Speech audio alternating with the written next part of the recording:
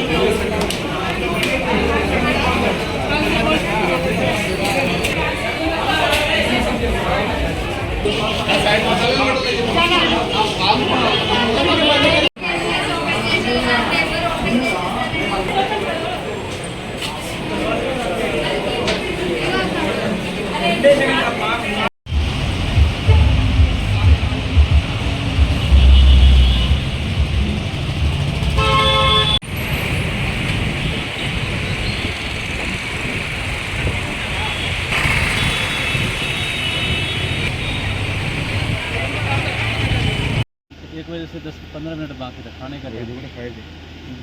कौन सा क्या कुछ नहीं, कौन सा कंपनी है? अच्छा क्या किधर काम करने को किधर गिरा गए? हम लोग उधर कर रहे थे, गुर्दी से ऐसा हो गया था। क्या नाम बोलते उसको? उधर कोयला का बॉयलर है ना। कितना आदमी की आग जला गए?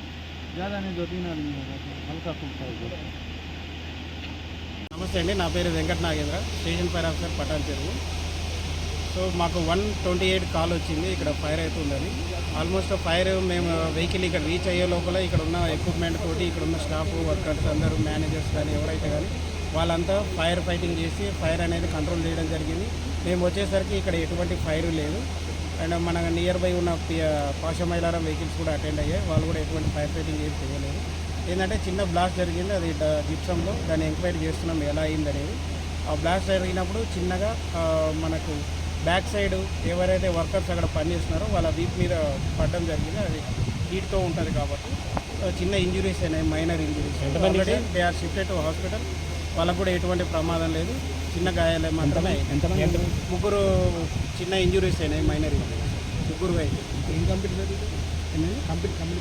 Company Virupaksha Organics private limited అండి. ఇలా యూనిట్ 2 ఇది. సో ఇది జరిగింది, పెద్దగా ఫైర్ ఏం కాలేదు.